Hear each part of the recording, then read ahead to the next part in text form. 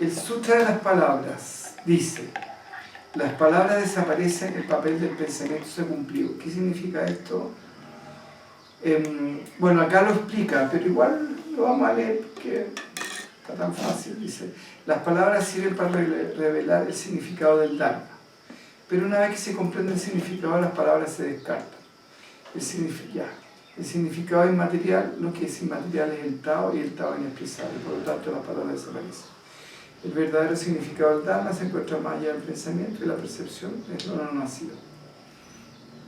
Al ser lo no nacido, la naturaleza de la apariencia es el vacío, y el puesto que su naturaleza es el vacío, el papel del pensamiento se ha cumplido. Está todo dicho. Pero como a ustedes igual les gusta que lo conversemos, vamos a conversarlo, está todo dicho. Dice, el Sutra dice: las palabras desaparecen, el papel del pensamiento se ha cumplido. En el fondo, básicamente, ¿qué es lo que es el pensamiento? El pensamiento, volvemos nuevamente, es un instrumento que ocupamos nosotros para recibir y dar información. ¿Sí o no? ¿Cómo nosotros nos transmitimos la información? A través del pensamiento. ¿Y cómo recibimos información? A través del pensamiento. Entonces, es un medio para recibir y entregar información. Ya sea recibir en términos de comprensión y dar en términos de que hablen, bueno, para que vamos a explicar, súper simple. Entonces dice: si yo tengo toda la información que necesito, si ya aprendí todo lo que tengo que aprender y ya sé todo lo que tengo que saber, ¿para qué me sirve el pensamiento? Bueno, entonces si ya comprendí, si lo que vine a aprender o a resolver en esta existencia es realizar mi naturaleza esencial y ya lo sé, ¿para qué me sirve el pensamiento? Bueno, ¿no? Ya, entonces por eso dice: ¿y de qué está conformado el pensamiento? De palabras. Entonces, imágenes que se convierten en palabras. Entonces, ¿qué significa eso? Cuando uno realizó su verdadera naturaleza, el pensamiento ya lo pescadito.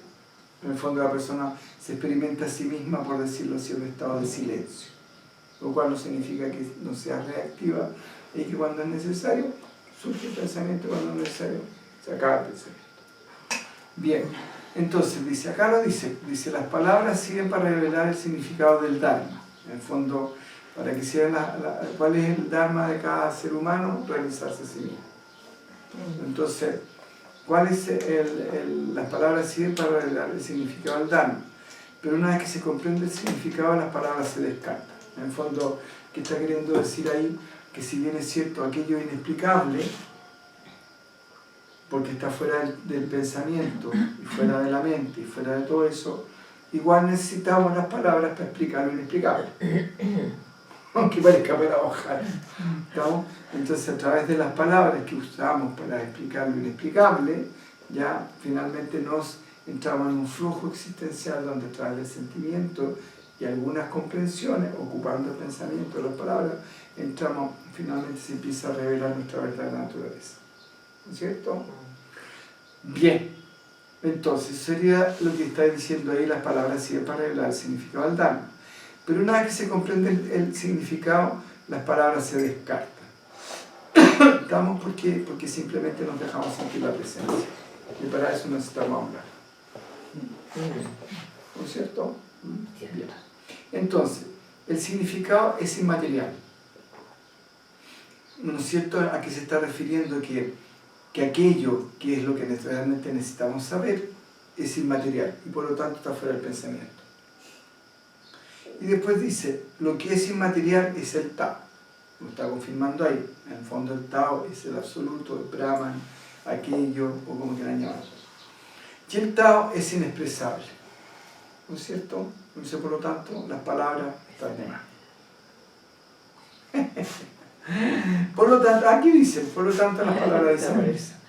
Dice, el verdadero significado del Dharma se encuentra más allá del pensamiento y de la percepción, es lo no nacido. ¿Estamos? Entonces, ¿cuál es el verdadero? ¿Qué es lo que te permite ser? Porque el Dharma es lo que te permite ser. Entonces, por ejemplo, nos decía el Ganesh que su dharma era ser grihastacharya. En el fondo, yo soy en la medida que soy un dueño de casa, que se preocupa de su familia, que genera recursos para mantenerla, ¿ya? Y eso es lo que me permite, en la medida que yo haga eso, como quien dice, estoy siendo quien soy. Si en vez de dedicarme a eso, a cuidar a mi familia, a generar riqueza, y una buena situación económica, cuidar a mis hijos, etcétera, etcétera, si yo hiciera otra cosa, me dedicara, qué sé yo, a meditar o a la guerra, ¿ya?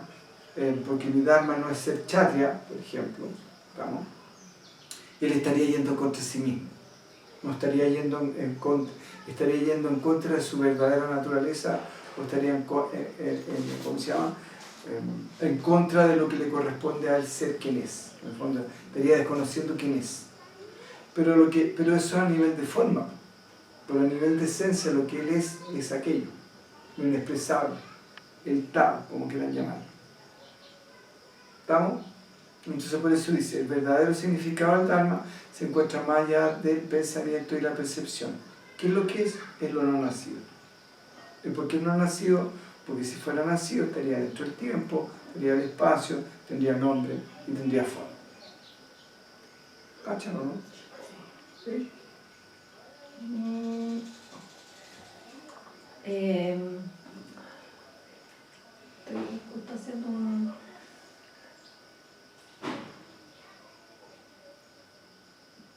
Ah, ya, ahora sí. ¿Qué? Sí, no, lo que pasa es que tenía una confusión con el espacio y lo no nacido, pero en el fondo sí, por lo que sostiene, lo no nacido, entre comillas.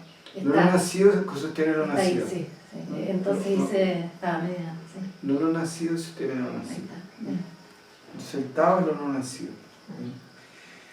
Al ser lo no nacido, la naturaleza de todas las cosas, al ser lo no nacido, la naturaleza de todas las apariencias, es vacío.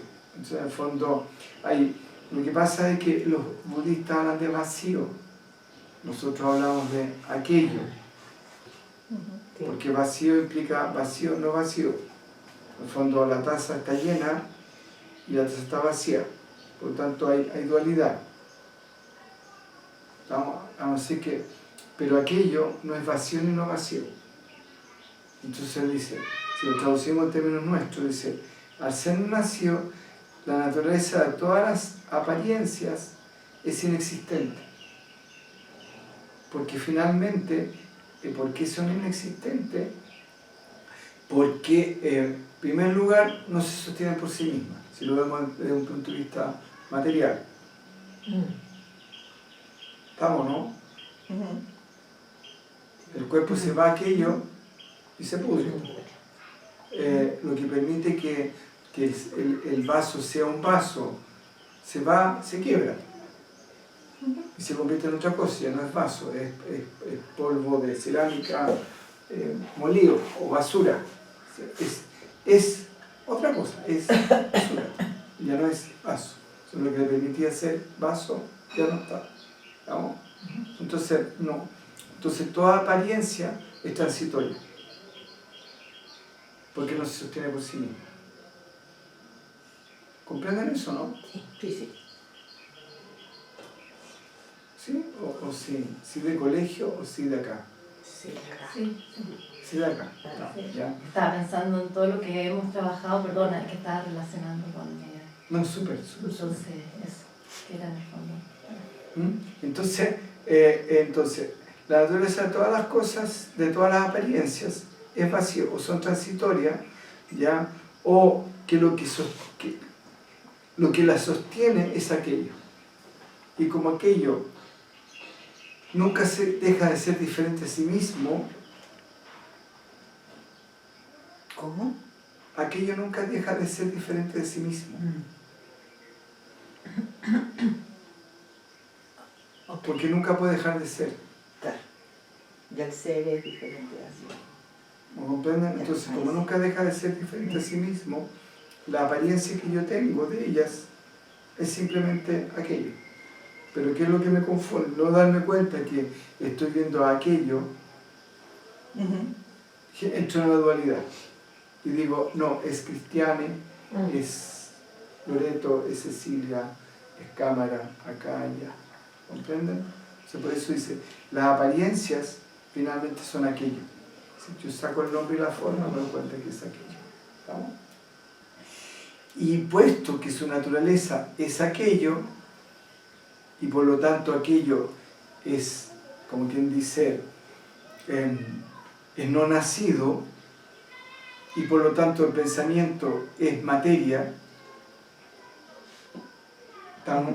Entonces, ¿qué pasa? Al comprender que finalmente aquello es no nacido, o no es material, por decirlo de alguna manera, o no es material, o no es, es vacío, es que ahí es donde entramos en cuanto al vacío, porque, ay, ya. Entonces, y puesto que su naturaleza es aquello, y aquello es inexpresable con el pensamiento, el papel del pensamiento cuando cumple la función de poder entenderte que finalmente solamente existe aquello, ya no tiene sentido que exista. ¿Ahí está mejor explicado? Sí. Mejor dicho. Sí. Súper. Ya. No sé bien, pero como que igual no sé, hay ¿Qué algo que pasa? me emociona, ¿no? Qué rico, po, qué lindo, ¿no? Cuando uno se conecta con su parte esencial se emociona. Así que hay que disfrutarlo. El punto es que uno tiende a asociar el llanto o la emoción con vulnerabilidad. Entonces, como que ya más socialmente no está muy bien visto. Y en esta sociedad menos todavía. Menos. Menos. Menos. Así que cada vez que nos emocionamos o lloramos porque, ya sea por alegría o por pena, nos escondemos. No puedo llorar, no puedo llorar. El público. Qué fuerte eso acá, ¿no? Hoy sí. Súper fuerte. Que igual uno tiende a como. Entonces dice, ¿cuál es el significado de la inmutabilidad del absoluto? ¿Cuál es el significado de la inmutabilidad del absoluto? ¿Se mantienen todos los estados? ¿Ya? Entonces más fácil, la inmutabilidad del absoluto se mantiene en todos los estados. ¿Qué significa eso? A mí sería más fácil ponerlo así. Pero bueno, dice la inmutabilidad del absoluto ya significa sencillamente que nunca se ha movido. En el fondo, si es absoluto, si hay movimiento, quiere decir que no es absoluto. Para que haya movimiento tiene que haber dos. Entonces, por eso también acá es súper importante entender esta frasecita, sobre todo cuando estamos trabajando en meditación, ¿ya? Porque de alguna manera, si nosotros somos ese absoluto y estamos en ese proceso de reconocimiento, cualquier movimiento que nosotros sintamos, experimentemos en nuestra meditación, ¿ya? Es lo que no es, si lo percibimos como algo distinto a nosotros y como distinto a aquello, como una expresión distinta del absoluto. Si lo vemos como pensamiento, no lo vemos como absoluto, caemos en el pensamiento dual, caemos en la ilusión. Si lo experimentamos como la unidad que se está expresando en sí misma a partir de ese nombre y de esa forma, y por lo tanto no hay diferencia entre el fondo y la forma, ¿estamos? Y que simplemente es esencia, que se ha modificado a sí misma como sustancia, o vemos la ola en el mar, no lo vemos como separado, ya significa que estamos bien, estamos entendiendo el asunto. Pero si tendemos a separar, o a echar el pensamiento, o a decir esto no está mal, o esto no corresponde, o acá o allá, caímos en el juego de la dualidad, caímos en el fuego, en el juego del esfuerzo. Tengo que hacer un esfuerzo para reconocerme a mí mismo. Y no tengo que hacer ningún esfuerzo para reconocerme a mí mismo, porque cualquier esfuerzo implica dualidad. Entonces pasamos del esfuerzo a la aceptación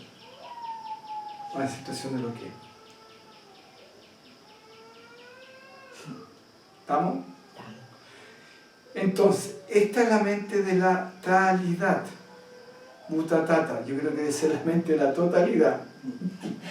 Conocer la palabra Talidad no. talidad no creo, pues ni siquiera, no creo que sea la palabra ni china ni sánscrita. Si la tenemos que buscarla ahí en internet. Sí. Pero entonces esta es la mente, la totalidad. Bhuta tata. Bhuta ta ta ta. Bhuta ta ta ta.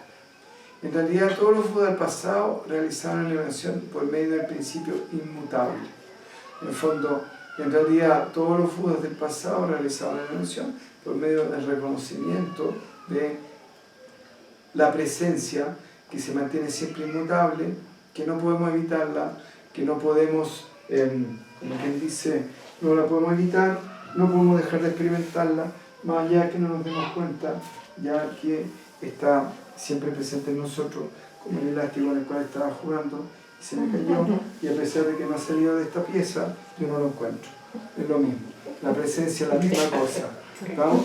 Está siempre en nosotros, está siempre presente, pero independiente que esté presente y siempre en nosotros, no la vemos. De la misma que el elástico en el cual estaba jugando, si bien es cierto no ha salido de esta pieza, no lo encuentro por ninguna parte. Ahí está. Pero Ahí como la apareció. naturaleza de la existencia es esencialmente compasiva, lo encontré. Porque es un proceso que no podemos evitar. Tarde o temprano nos vamos a tener Se que encuentra. reconocer nuestra presencia, que está siempre presente, independiente que la hagamos o no. Está muy buena esa. ¿Ya? Entonces, y no pueden no realizar la iluminación por medio del principio inmutable, porque resulta que el principio inmutable es lo que finalmente es lo que somos, y si no lo reconocemos no nos va a iluminar nunca, por mucho que nos llamemos Buda, Pedro, Juan o Diego. ¿Estamos, no? Entonces, porque esencialmente dentro de este concepto, si Buda significa reconocimiento del principio inmutable, somos todos Budas. ¿Estamos? Bien. Lo mismo ocurre con los Budas del presente y del futuro. En el fondo, todos los pericos están en la misma parada, porque finalmente no podemos evitar esa parada. No podemos evitar ¿cómo se llama? El azúcar, cuando se reconoce a sí misma como azúcar, no puede dejar de ser otra cosa que azúcar. Entonces, si nosotros somos esencialmente aquello, en la medida que nos reconocemos, no vamos a poder dejar nunca más de no darnos cuenta que somos aquello. Y no vamos a poder dejar de experimentarnos como aquello. Entonces, el Uli Marker, mira, parece un marker alemán, Uli Marker, ¿no es cierto? Ay, se me arrancó el elástico. Y se rompió, yo creo. ¿Rompió? Ah, no, la quedé. Ah, no, siempre ahí. Ya, el Uli Marker Sutra dice: esto siempre ha sido así para todos los Budas y también lo será para Maitreya y los demás seres sensibles. Entonces, ¿quién es Maitreya? Maitreya supone que es el Buda de la compasión que viene para la nueva era, por decirlo así. ¿Estamos? Ya. Entonces también se llama Maitreya. Entonces dice, ¿por qué eso? Porque en el fondo lo que estábamos hablando de que finalmente solamente reconociendo tu verdadera naturaleza es cuando finalmente trasciende la necesidad del pensamiento, porque finalmente experimentas como consecuencia un estado de silencio interno, en términos de que ya no hay nada más que decir, no hay nada más que hablar, ¿no? Y porque finalmente ya aprendiste todo lo que tienes que aprender, como decía yo bueno, eso. Entonces, ¿y qué pasa? Como un principio inmutable, eterno, fuera del tiempo, el Buda que venga ahora, o en 10.000 años, o en 30.000, o en 100.000 años, o en 200.000 años, o en 500.000 años, o quien sea, en 10.000 millones, trillones de años, va a tener siempre la misma experiencia.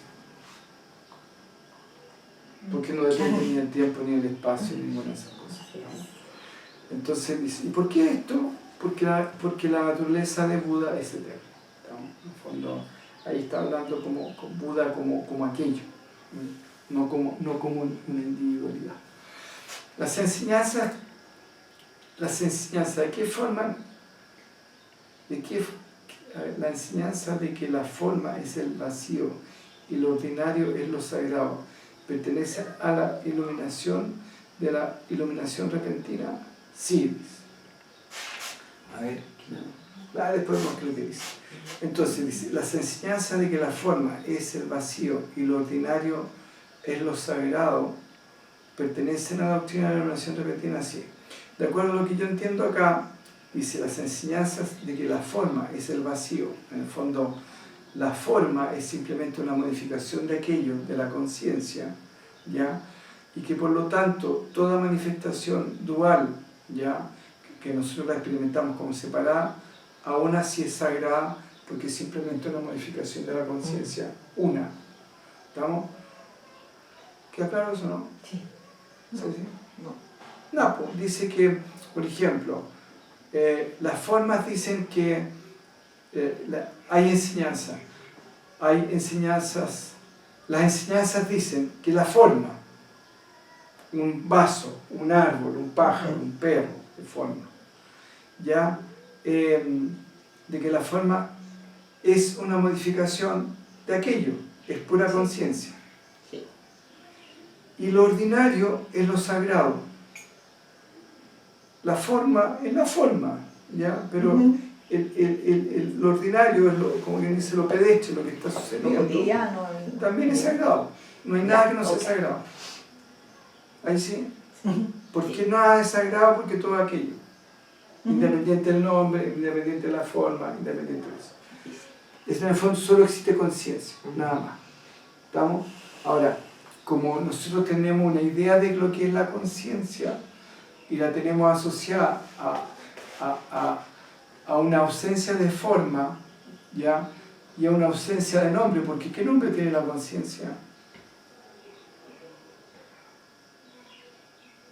¿Y qué forma tiene la conciencia?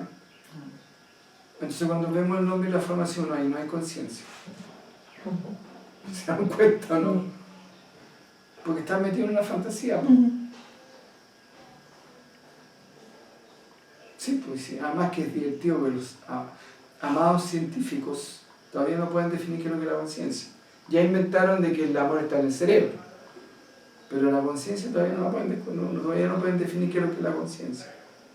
Dice que el amor está en el cerebro, tampoco han podido definir qué es lo que es el amor en sí. Bueno, problema de los científicos. Sí. Además son re divertidos porque ellos dicen, nosotros no creemos en nada que no se pueda demostrar. Entonces cuando tú le dices, no, es que fue por el azar.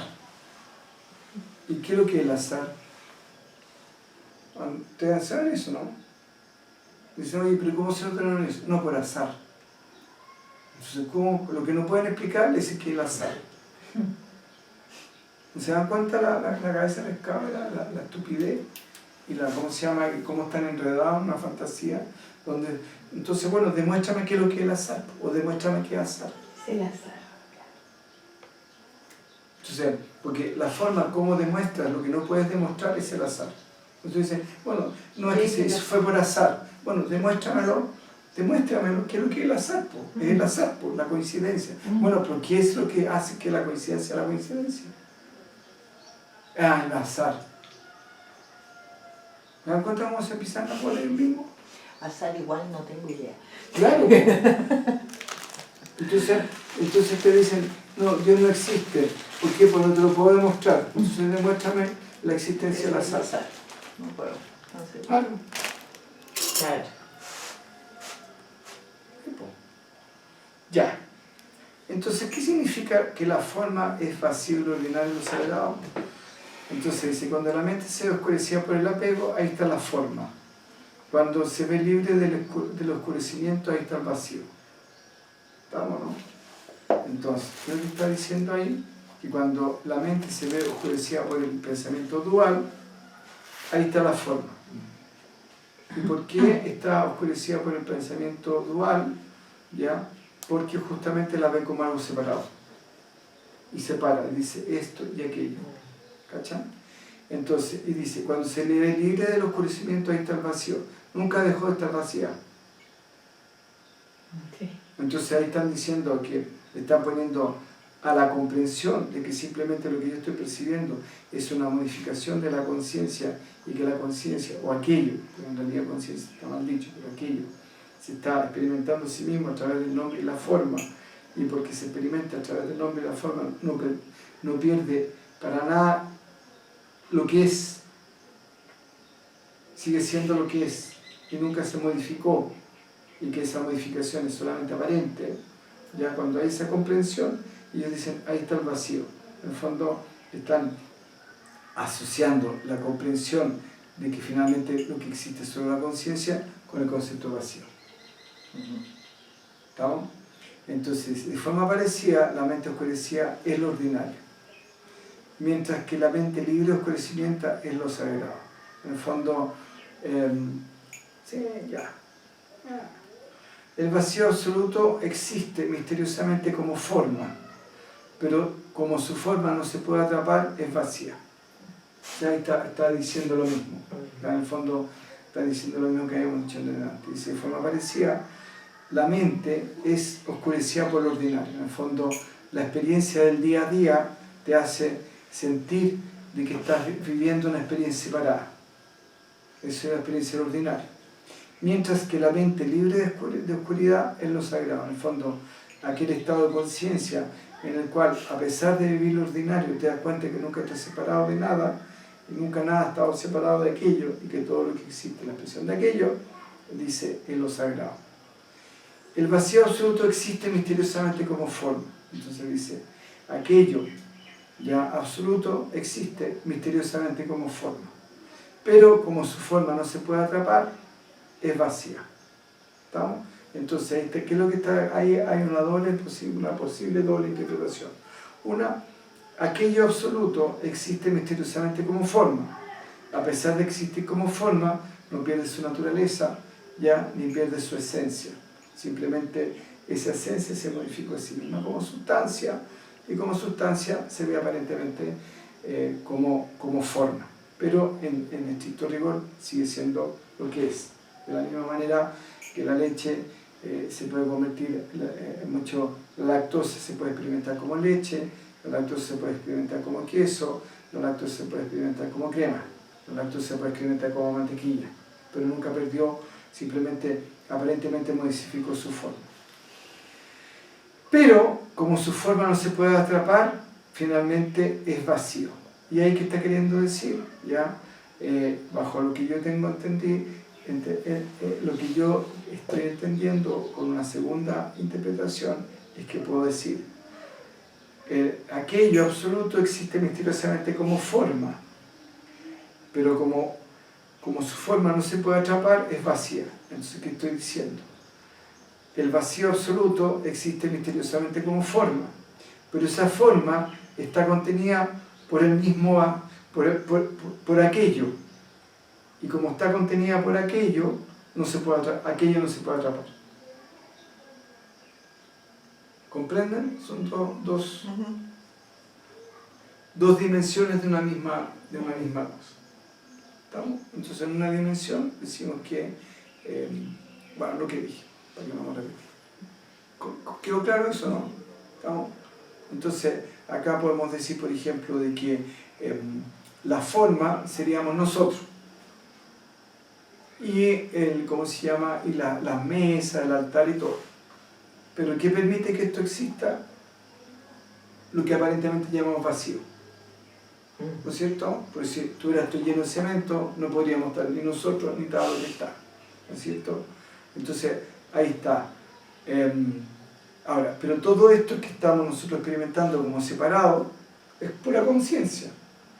Y todo lo que contiene esto separado es pura conciencia. Por decirlo así, o aquello. Volvemos nuevamente al problema del lenguaje. Entonces, todo esto es aquello, toda esta forma es aquello, y que contiene toda esta forma también es aquello.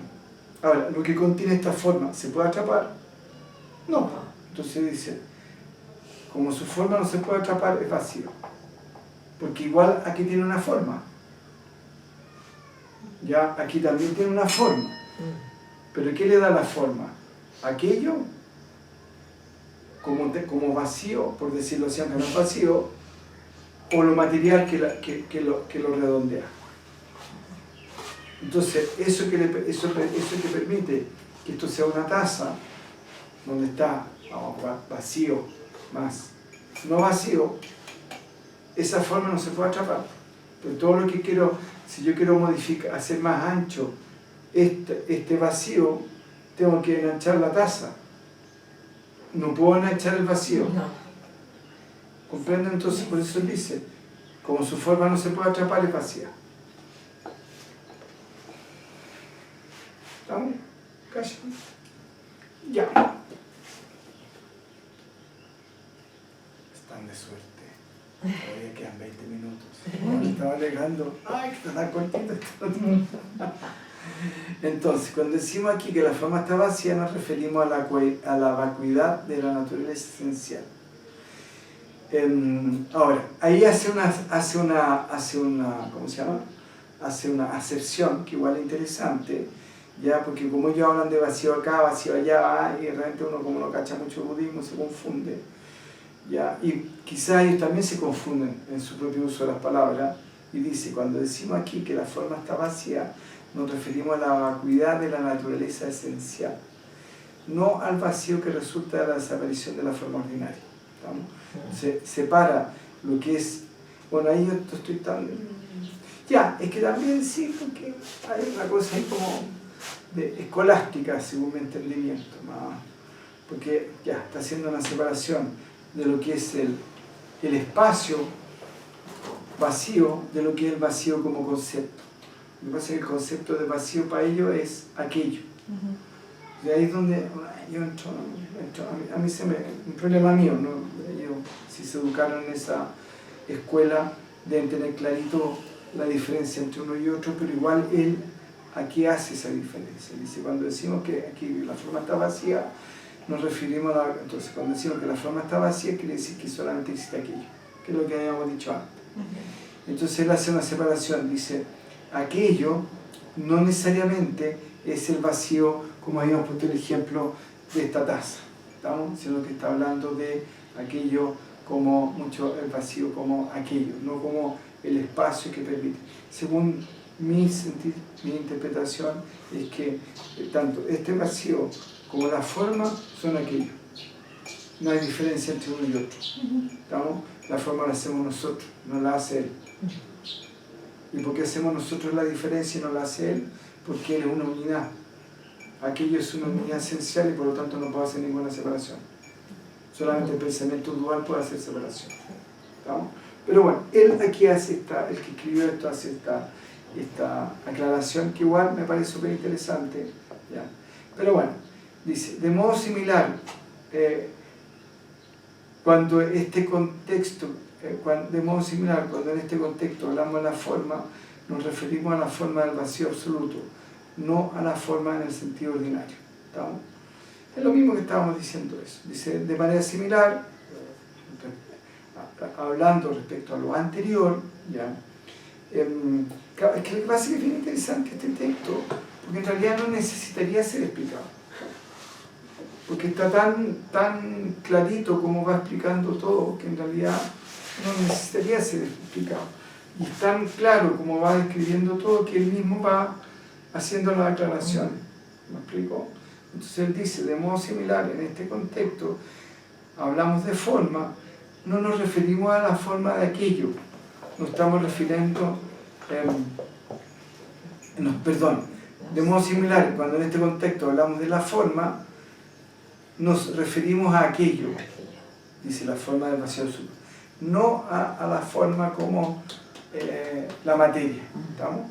Y ahí, como digo, yo no sé si él está haciendo un juego donde pasa desde una comprensión muy profunda a lo que es la naturaleza esencial, ¿ya? Y donde finalmente se relaciona consigo mismo, porque él está haciendo este diálogo hacia la misma persona que se preguntaba y se respondía, ¿no?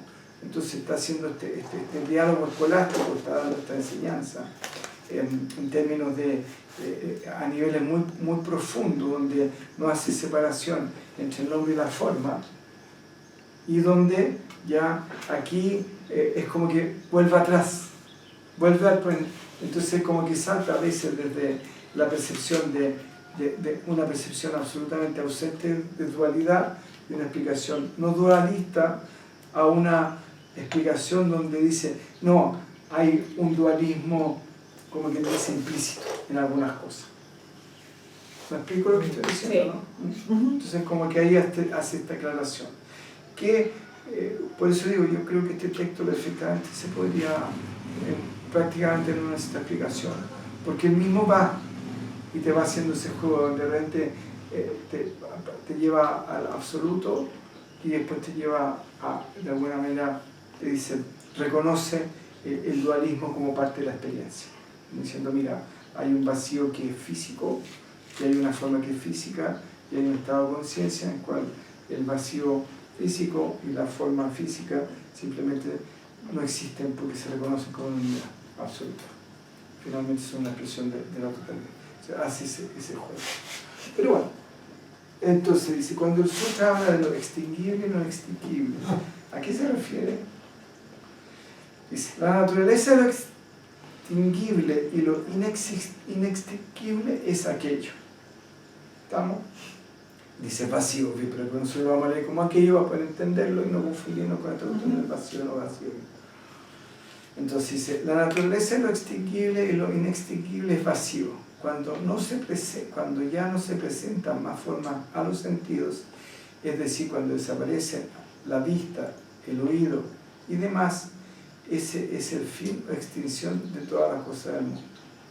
En contraste, la sustancia no nacía con funciones tan numerosas como los granos de arena de Ganges y que se manifiestan en toda clase de actividades respondiendo a las circunstancias, es inextinguible e incluye todas las cosas. ¿Ven cómo pasa del dualismo, entre comillas, en el sentido de un dualismo donde acepta la existencia de la experiencia de lo dual, donde finalmente te lleva nuevamente a la experiencia del absoluto, que es lo que estábamos hablando en el año, ¿ya? Entonces dice, en la sustancia original no hay crecimiento, no hay decrecimiento a pesar de su manifestación influente. Esto es lo que el sutra se refiere a hablar de extinguir y extinguir. Ya, ay, este gallo realmente es un genio, ya. Entonces dice, cuando el sutra habla de lo extinguible, ¿a qué se refiere? Dice, la naturaleza de lo extinguible y lo inextinguible es vacío. En el fondo dice, la naturaleza esencial de lo que se extingue y de lo que no se extingue, finalmente son lo mismo. ¿Ya? Aunque decir son lo mismo es un poquito como reduccionista, pero lo que está queriendo decir es que la naturaleza de lo extinguible y de lo inextinguible es tanto en nombre, en forma como en esencia, son simplemente una expresión de aquello. ¿Estamos? Entonces, cuando ya no se... Ahora, lo interesante es que ahí ahora pasa a la meditación. Entonces dice, porque uno puede tener la experiencia de, como ellos llaman, del vacío o de aquello, con nombre, con forma y con los ojos abiertos, y a pesar del nombre, la forma y los ojos abiertos, uno experimenta la totalidad como una unidad, o la manifestación como una unidad, pero aquí da el paso y dice, cuando ya no se presenta forma a los sentidos, ¿qué está diciendo? Samadhi. Cuando ustedes entran en Samadhi, entonces al entrar en Samadhi, la conciencia o aquello se desidentifica del cuerpo sutil, ¿ya? Y entra en un plano de conciencia más profundo. Y por lo tanto, al desaparecer del cuerpo sutil, ya la conciencia, porque primero uno entra en un estado de relajación, suelta todo, entonces por lo tanto la conciencia se separa del cuerpo. No al 100%, porque si no se pudre, pues hay que... Si una muñeca, un muñeco de carne enchapado en cuero, no más que eso. Entonces, ya, se queda ahí parte de la conciencia de aquello, o de la conciencia individual que hay en el cuerpo para que no se llame. Para después no se lo tengan que llevar ahí, ¿cómo se llama? En el pijama de madera. Ya. Entonces, cuando ya no se presenta más la forma de los sentidos, es decir, desaparece la vista, el oído y lo demás, ese es el fin o extinción de todas las cosas del mundo. Cuando la persona, cuando experimenta una no relación de ningún tipo con la manifestación cuando entra esa madre, porque lo único que percibe es que percibe luz y nada más. Y si solamente percibe luz y nada más que luz, no puede separar de que hay una silla, de que hay una mesa, de que hay un pensamiento, nada, está pura luz, ¿no? Ya. Y si entra en un estado más profundo de samadhi, ni siquiera hay conciencia, nada, simplemente es aquello. Y como aquello es absoluto, me explico, ¿no? Cuando vuelve no puede decir, oh. Ya. Ya. En contraste, la sustancia no nacida en contraste, y aquí hablamos de que puede haber un problema de lenguaje, bueno, creo que este caballero tan top haya dicho una tontera como esta. Entonces dice, en contraste, la esencia no nacida, con funciones tan numerosas como los granos de arena en el Ganges, y que se manifiestan toda clase de actividades respondiendo a las circunstancias, es inextinguible e incluye todas las cosas. Entonces, ¿qué está diciendo? Aquello no nacido, porque es absoluto, porque con sus funciones numerosas, ¿ya?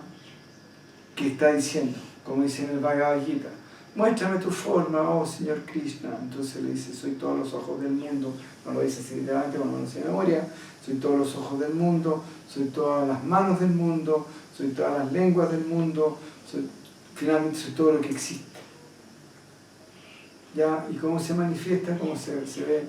Cuando hace monito se ve así como Krishna con miles de caras, con miles de ojos, con miles de manos, con miles de cuerpos, con miles de patas. En el fondo lo que está queriendo decir que es la totalidad. Entonces dice, aquello cuando no nacido, con funciones tan numerosas como los granos de arena en el Ganges, y que manifiesta toda clase de actividades. ¿Por qué? Porque finalmente es lo que le da vida, o lo que nosotros entendemos por vida, al nombre y a la forma. Porque el nombre y la forma por sí mismo no tienen nada. ¿Estamos? ¿Y cómo es? Respondiendo a las circunstancias, reactiva al estímulo. Por eso decimos que la vida está viva y responde a nuestro estímulo. Si conforme a cómo estimulemos la vida nos va a responder. Ahora, como es absoluto y es aquello, por un lado inextinguible, porque no es la forma, sino que es lo que sostiene la forma, y además incluye todo lo que existe porque es la totalidad.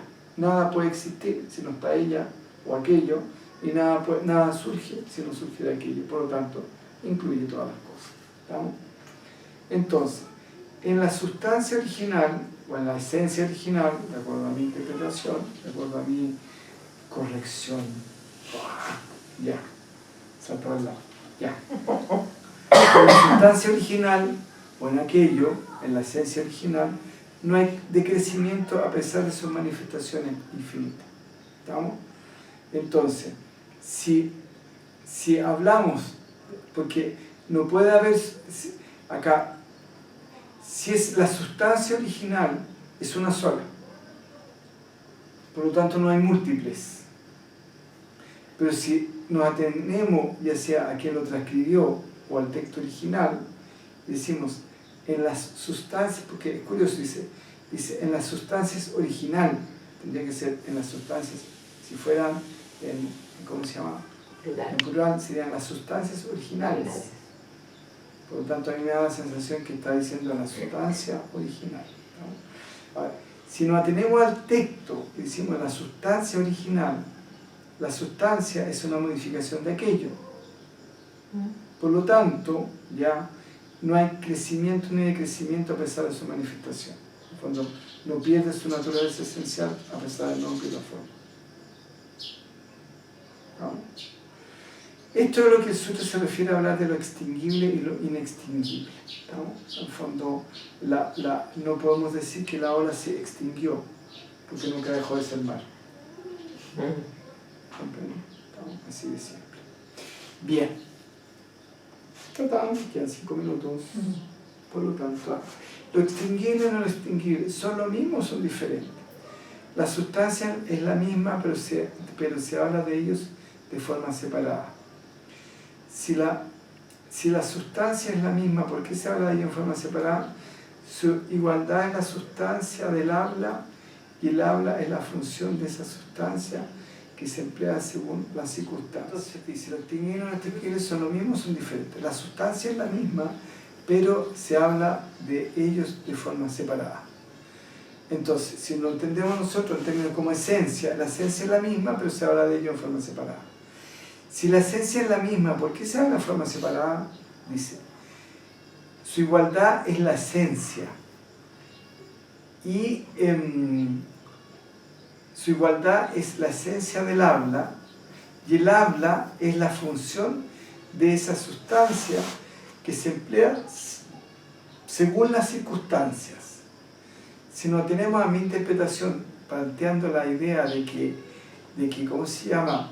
De que en el fondo acá hubo un error de lenguaje o de traducción al hablar de igualdad, perdón, de sustancia, porque además si los chinos tenían ese vocabulario tan grande, eran tan refinados que la cantidad de palabras que tenían eran tantas.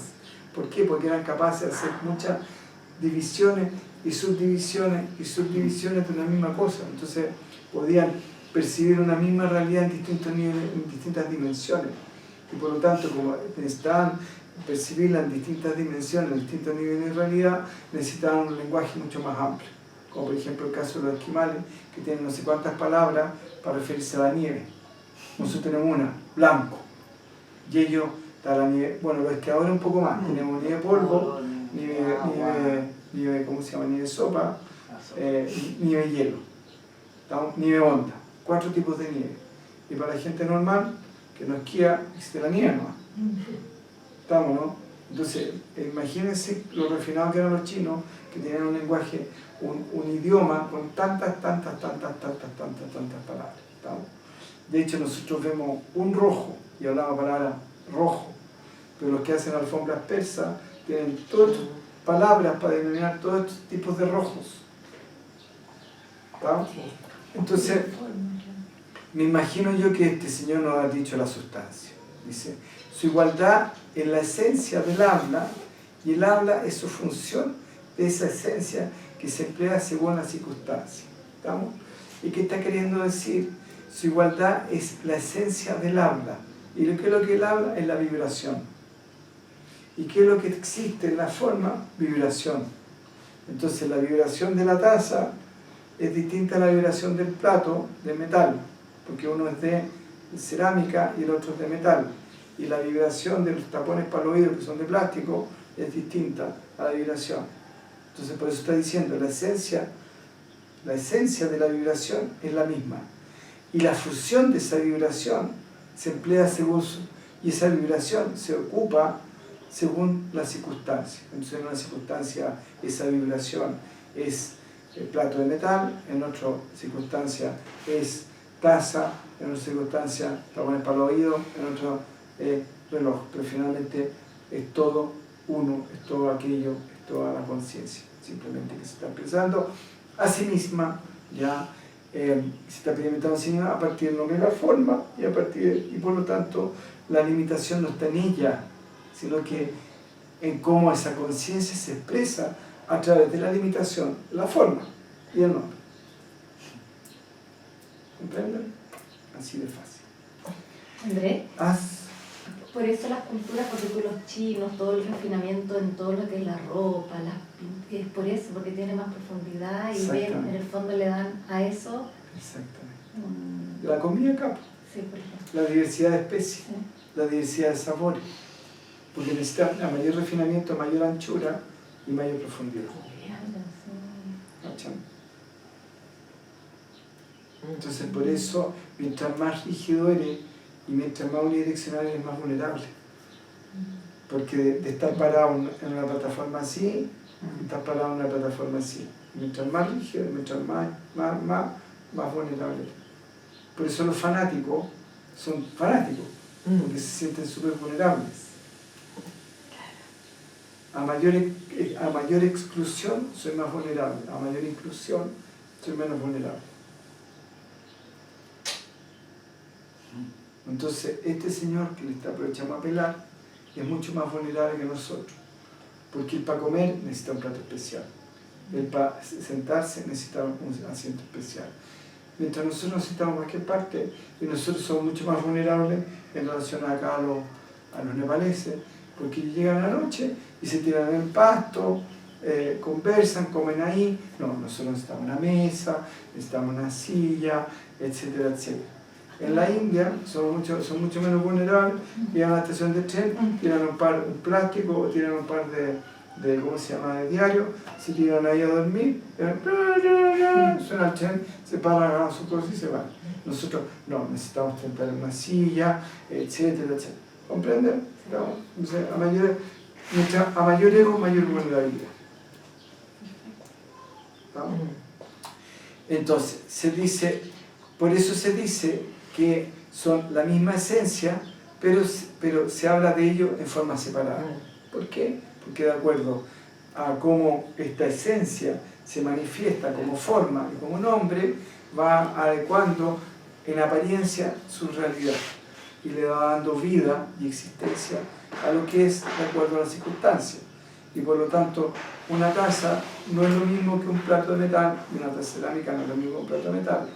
Y una taza de metal no es lo mismo que un plato de metal, a pesar de que son hechos de lo mismo, las funciones y para las cuales los podemos ocupar son distintas. Entonces, por eso se dice que son la misma esencia, pero se habla de ellos en forma separada. Dice, para ilustrar esto, mira, acá dice, para ilustrar esto seremos un ejemplo claro. Aunque solo hay un solo cielo, cuando se reflejan distintos recipientes del agua en la tierra, pareciera como hubiera un sol en cada recipiente. ¿Estamos? Cada sol reflejado es perfecto y completo como el sol del cielo, y puesto que no hay diferencia entre ellos, se puede decir que son la misma esencia. ¿Está? Pero acá dice la misma sustancia, no solo ponemos la misma esencia. Sin embargo, cuando se habla de soles de los distintos recipientes, parecieran que son distintos. Por eso podemos decir que aunque la esencia es la misma, parecen diferentes cuando hablamos de ellos en forma separada.